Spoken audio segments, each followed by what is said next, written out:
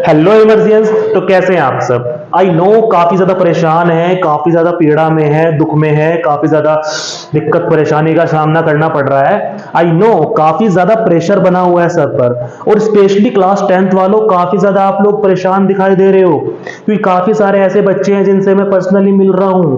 वो लोग कितने ज्यादा दुखी हैं यार। एग्जाम ही तो है यार, कर देंगे क्रैक, इतनी बड़ी बात नहीं है, कोई इतना ज्यादा टेंशन लेने की जरूरत नहीं है। तो आज की इस वीडियो में भी हम क्लास 10 के स्टूडेंट से ही बात करेंगे और उन्हीं का एक चैप्टर कवर करने की कोशिश करेंगे। यानी कि हमने जो चैप्टर स्टार्ट कर रखा है नेशनलिज्म इन इंडिया, आज उस चैप्टर को हम कंटिन्यू करने वाले हैं। तो हमने कुछ मूवमेंट्स के बारे में पढ़ लिया था, हमने रोलैक एक्ट के बारे में पढ़ लिया था। तो आगे हम क्या बचा हुआ है इसके अंदर?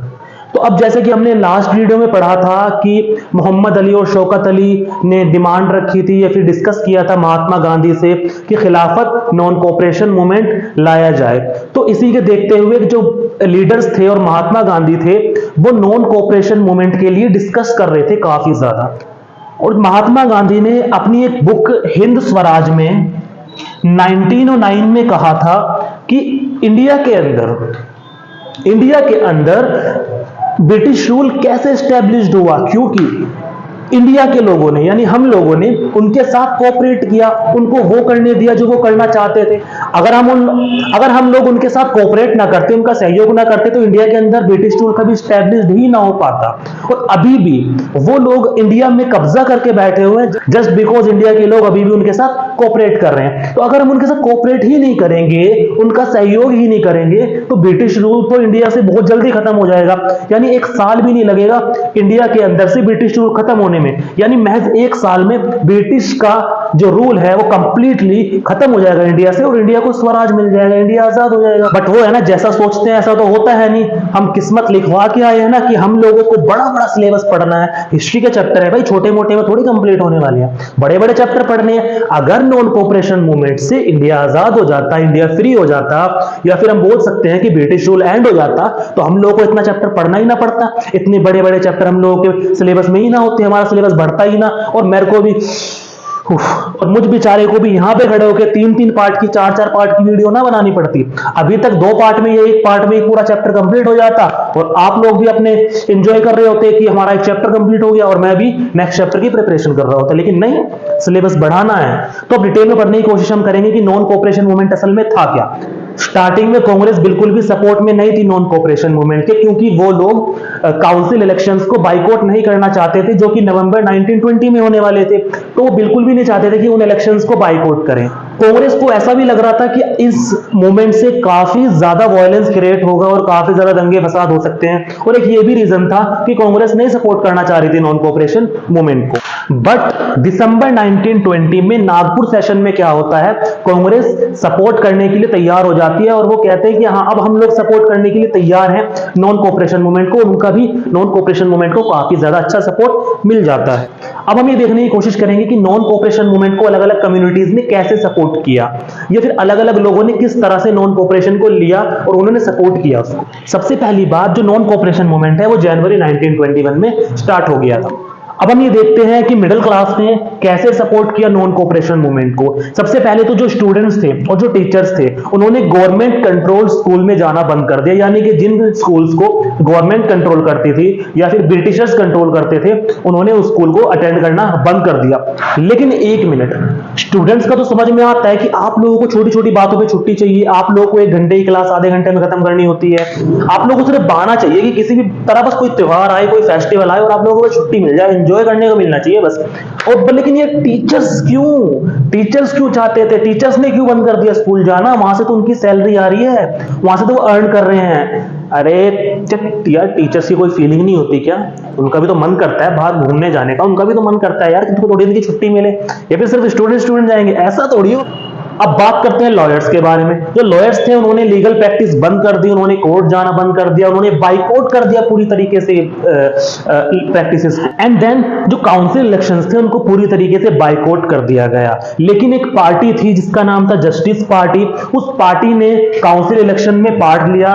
पहले मैं आप लोगों को बता दूं कि जो जस्टिस पार्टी है वो ब्राह्मण्स की पार्टी थी, और उन लोगों को ऐसा लगता था कि काउंसिल इलेक्शन में पार्ट लेने से उनको थोड़ी बहुत पावर मिल जाएगी, इसलिए बाकी सब ने तो काउंसिल इलेक्शन को बाइकआउट किया, लेकिन जो ये जस्टिस पार्टी थी इन्होंने इसमें पार्ट जो फॉरेन गुड्स था उसको पूरी तरीके से बाइकआउट कर दिया गया। जो कपड़े आते थे ब्रिटिश से, फिर बाहर से, हम बोल सकते हैं कि फॉरेन से जो कपड़े आते थे उन कपड़ों को बिल्कुल बाइकआउट कर दिया गया। इंडियंस ने वो कपड़े पहनने बंद कर दिए और खादी के कपड़े पहनने शुरू कर दिए। जो लिक्विड शॉप होती थी, शराब की दुकानें बिल्कुल बंद करवानी शुरू कर दी, शराब की दुकानों पे ताला लगा दिया। लेकिन एक मिनट, अफसोस, शराब की दुकानों पे ताला लगा दिया तो नशेड़ियों का क्या हुआ यार? नशेड़ी कैसे जिंदा रहेंगे बिना शराब के? लेकिन सबसे इंपॉर्टेंट बात, जिन लोगों का ताजा ताजा ब्रेकअप हुआ होगा उन लोगों का क्या? उन लोगों को तो शराब चाहिए चाहिए। वो लोग कैसे बाइकआउट कर रहे हैं शराब को? वो लोग कैसे दुकानें पे ताला देख पा रहे हैं? उन लोगों को तो शराब चाहिए चाहिए यार। अफसोस हुआ उन आशिकों पर जिनका अभी अभी ब्रेकअप हुआ है। ओ, कहां चले जाते हो तुम लोग? पढ़ो चुपचाप, बेचारे आशिक, सॉरी। हाँ, तो फॉरेन क्लोथ्स जो था, फॉरेन क्लोथ्स के बंद होने से, उसके बाइकआउट से काफी ज्यादा नुकसान हुआ ब्रिटिशर्स को। उनकी जो फॉरेन मार्केट थी बहुत ज्यादा गिर गई। यानी कि 1921 से 1922 तक काफी ज्यादा लॉस झेलना पड़ा। उनकी जो फॉरेन मार्केट है लगभग आधी हो। और जब 1921 से लेकर 1922 के बीच में मार्केट गिरी तो सिर्फ एक ही चीज याद आती है कि उनके साथ क्या हुआ होगा? लुट-पुट गए यार वो लोग भी। अब जैसा कि मैंने आप लोगों को बताया कि इंडियंस ने खादी के कपड़े पहनने शुरू कर दिए जो कि इंडिया में ही बनते थे। अब सिटीज में ये मूवमेंट कुछ ज्यादा असर कर नहीं पाया, फिर हम कह सकते हैं सिटीज में ये मूवमेंट ज्यादा चल नहीं पाया। तो चलिए, अब हमने मूवमेंट के बारे में जाना कि मिडिल क्लास लोगों ने कैसे सपोर्ट किया इस मूवमेंट का। इसके कुछ ड्रॉबैक्स भी देख लेते हैं। सबसे पहली बात तो खादी बहुत ज्यादा महंगी थी और हर कोई उसको अफोर्ड नहीं कर सकता था, और इसीलिए लोगों ने वापस फॉरेन क्लॉथ को अपनाना शुरू कर दिया। या अपनाएंगे ही ना, इस कैमरामैन की तरह पत्ते बांध के तो घूमेंगे नहीं ना झिंगालाला करते करते। तो इसी वजह से अपनाना शुरू कर दिया वापस। एक और ड्रॉबैक्स, अब क्या होता है ना कि जो ज्यादातर इंस्टीट्यूट थे इंडिया में वो ब्रिटिश कंट्रोल थे, और इसी वजह से जो टीचर्स थे और स्टूडेंट्स थे उन्होंने दोबारा से इंस्टीट्यूट्स वगैरह में, अपने स्कूल्स वगैरह में जाना शुरू कर। और जो लॉयर्स वगैरह थे उन्होंने अपनी प्रैक्टिस दोबारा से चालू कर दी। या टीचर भी क्या करेगा, उसको जाना तो पड़ेगा ही ना, बीवी बच्चे हैं, उसको अपने बीवी बच्चे ही पालने हैं, तो तब कब तक मूवमेंट करेगा? पेट भी कुछ चीज होती है। अब पेट नहीं भरेंगे तो बीवी सर खा जाएगी, कमाएंगे नहीं तो वो घर पे जाके ताने तो मारेगी। तो अब क्या करें? इतना ज्यादा मूवमेंट को वो चला नहीं पाए, और मिडिल क्लास लोग थे तो ज्यादा मूवमेंट को चला नहीं पाए। इसी वजह से उन्होंने अपना वापस लीगल प्रैक्टिस चालू कर दी और टीचर्स ने जाना शुरू कर दिया स्कूल। तो अब हम बात करते हैं इस मूवमेंट में पीजेंट्स यानी हमारे फार्मर्स ने कैसे सपोर्ट किया। देखिए, सबसे पहली बात तो पीजेंट्स के लिए ये जो मूवमेंट था ये ब्रिटिशर्स के अगेंस्ट नहीं था, ये मूवमेंट था लैंडलॉर्ड्स और ताल्लुकदार के अगेंस्ट, क्योंकि वो काफी ज्यादा रेंट ले रहे थे, काफी ज्यादा टैक्स उनसे ले रहे थे। छोटी छोटी चीजों के लिए, छोटी छोटी जमीन के लिए काफी ज्यादा उनको रेंट देना पड़ रहा था। तो सेकंड रीजन क्या था कि वो बेगर करवा रहे थे, बिना किसी पैसे दिए, बिना कोई पैसा दिए उनको, उनसे काम करवा रहे थे, पूरे पूरे दिन काम करवा के उनको पैसा नहीं दिया जाता था। तो अब आप लोग ही बताओ, अगर आप लोगों से कोई काम करवा ले और आपको आपकी मेहनत की कमाई ना दे तो आप लोग उनकी अम्मा बहन पे नहीं आ जाओगे? दो चार वाले तो ऐसे ही निकलेंगी। तो वो अलग बात है कि ऐसे छोटे निकल जाते हो तुम लोग यार एक्सपर्ट हो, तुम लोगों को तो ऐसे ही बस मौका मिलना चाहिए कि उसने ऐसा कर दिया तेरी सॉरी। अब तो जो हमारे पीजेंट थे तो उन लोगों की ना कुछ अलग ही डिमांड थी यार, इस प्रोटेस्ट को लेके, इस मूवमेंट को लेके वो कुछ अलग ही डिमांड रखते थे। जैसे कि सबसे पहली उनकी डिमांड थी कि रिवेन्यू जो उनसे इकट्ठा किया जाता है उसको कम कर दिया जाए। Second thing, abolition of begar. यार इसमें तो मैं भी सपोर्ट करता हूं, बेगार को हटा दिया जाए। रिडिस्ट्रीब्यूशन ऑफ लैंड, जो लैंड था, जमीन थी, उसको दोबारा से रिडिस्ट्रीब्यूट किया जाए, उसको दोबारा से डिस्ट्रीब्यूट किया जाए। और social boycott of oppressive landlords, यानी उनको बाइकआउट किया जाए। जो लैंडलॉर्ड्स होते हैं उनको काफी ज्यादा तंगी उन्हीं से हो रही थी, काफी ज्यादा प्रॉब्लम क्रिएट कर रखी थी, उन लोगों ने परेशान करके रखा था यार पीजेंट्स को। अब इन लोगों का प्रोटेस्ट करने का तरीका मेरे को तो बड़ा फनी लगा। आप लोग ही बताना कमेंट करके कैसा लगा आप लोगों को इनका प्रोटेस्ट करने का तरीका। देखिए, सबसे पहली बात तो इन लोगों को ना सर्विस ही देनी बंद कर दी। ना सर्विस बताता हूं।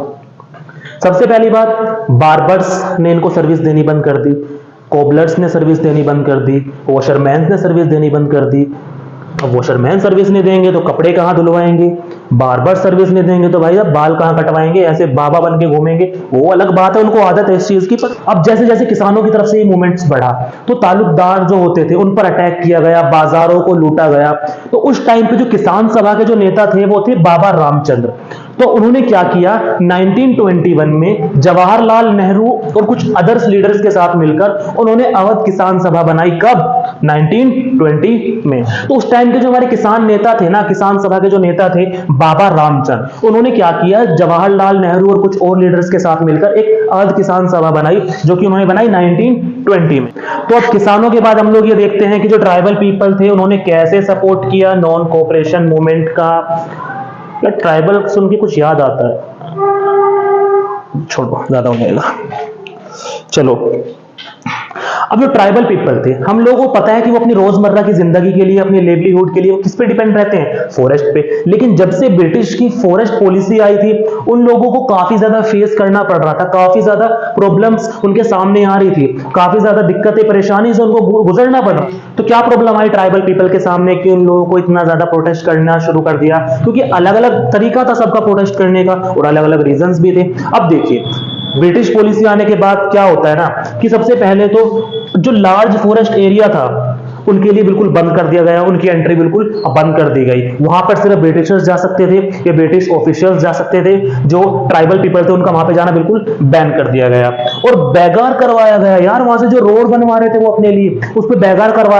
ये जो बैगार वर्ड जो बार बार आ रहा है ना, ये सोच सोच के मेरा भी मन कर रहा है कि दो चार, चलो बस लिमिटेशन यार, लिमिट। उन लोगों को बोला गया कि ना तो, उन लोगों को प्रिवेंट किया गया कि आप ना तो रोजमर्रा के कामों के लिए आप लोग लकड़ी इकट्ठी कर सकते हो जंगलों से, ना फ्रूट्स इकट्ठे कर सकते हो, फ्रूट्स नहीं ले जा सकते आप लोग यहाँ से, ना तो आप जानवरों को यहाँ पे चरा सकते हो, आप ग्रेजिंग भी उनकी वहां पे बिल्कुल बंद कर दी गई। तो अब क्या होता है ना, वहां पे गोरिल्ला वॉर स्टार्ट हो जाता है, यानी कि आंध्र प्रदेश में। अब काफी सारे लोग कंफ्यूज हो जाएंगे, गोरिल्ला वॉर क्या होता है, क्या गोरिल्ला लड़ते हैं या फिर हम लोग गोरिल्ला से लड़ते हैं? अरे इतनी हिम्मत ना किसी में कि गोरिल्ला से लड़ेंगे, हमारे बस क्या ना। गोरिल्ला वॉर किस चीज को बोलते हैं कि एक ग्रुप या कुछ लोग जो आर्मी का हिस्सा नहीं है उसके बावजूद भी वो लड़ाई करें, यानी अपनी कंट्री के लिए या फिर एक राइट्स के लिए लड़ाई करें। तो अब कोई भी वॉर होगा या कोई प्रोटेस्ट होगा, कुछ भी होगा, तो उसको लीड करने के लिए कोई ना कोई तो चाहिए ही चाहिए। तो अब इस गोरिल्ला वॉर को किसने लीड किया? अल्लूरी सीताराम राजू ने। ये पहली बात आपको मैं बता दूं, कंफ्यूज मत होना, ये एक इंसान का नाम है, ये किसी का पूरा एड्रेस। तो हर वॉर को लीड करने के लिए कोई ना कोई लीडर चाहिए होता है। तो इस गोरिल्ला वॉर को लीड किया अल्लूरी सीताराम राजू ने। ये कोई एक एड्रेस नहीं है किसी का, ये एक इंसान का नाम है, सिर्फ कंफ्यूज मत होना बिल्कुल। अब जो हमारे राजू भैया है ना, वो काफी बड़े फैन थे किसके? शाहरुख खान के नहीं रहे, महात्मा गांधी के। वो काफी बड़े फैन थे, वो उनके नक्शे कदम पर चलते थे। उन्होंने भी क्या किया, गांधी जी की गाइडलाइंस पर आके उन्होंने क्या किया, सभी को बोला कि शराब पीना बंद कर दो और खादी कपड़े पहनो। लेकिन वो एक बात बोलते थे कि बिना लड़ाई के, बिना वायलेंस के कोई भी वॉर नहीं जीती जा सकती। तो वायलेंस काफी ज्यादा जरूरी है किसी भी वॉर को जीतने के लिए। अब हम बात करते हैं गिडम रेबल्स के बारे में। वहां पे क्या होता है ना, कुछ लोग पुलिस स्टेशन पर अटैक कर देते हैं और वहां पर ब्रिटिश पुलिस ऑफिसर्स को मारने की कोशिश करते हैं। अब क्या होता है कि इतना होने के बावजूद भी जो गोरिल्ला वॉर था उसको जारी रखा गया। किस लिए? सिर्फ और सिर्फ स्वराज के लिए, कि भाई स्वराज चाहिए, आजादी तो हम लेके रहे। अब 1924 में राजू जी पकड़े गए और उनको मार दिया गया। लेकिन एक फायदा तो हो गया, वो बहुत बड़ा हीरो जरूर बन गया मरने से, क्योंकि यार इतना बड़ा वॉर उसने लीड कर दिया, इतना बड़ा लीडर बन गया वो उस वॉर का, तो सिंपल सी बात है फेमस तो होगा ही होगा। अब बात करते हैं कि प्लांटेशन वर्कर्स ने कैसे सपोर्ट किया नॉन कोऑपरेशन मूवमेंट्स को। तो प्लांटेशन वर्कर्स के लिए फ्रीडम का मतलब क्या था कि वो प्लांटेशन में फ्रीली आ जा सके, जब उनका मन करे वो जा सके, उनका मन करे वो रह सके। क्योंकि अकॉर्डिंग टू इनलैंड इमाइग्रेशन जो एक्ट आया था 1859 में, उसके अकॉर्डिंग जो प्लांटेशन वर्कर्स थे उनको प्लांटेशन से बाहर जाने की परमिशन नहीं थी। बहुत रेयर चांस होते थे कि उन लोगों को बाहर जाने दिया जाता था, वो भी किसी काम से। उन लोगों को बिल्कुल भी परमिशन नहीं थी कि वो प्लांटेशन छोड़ के जाएं।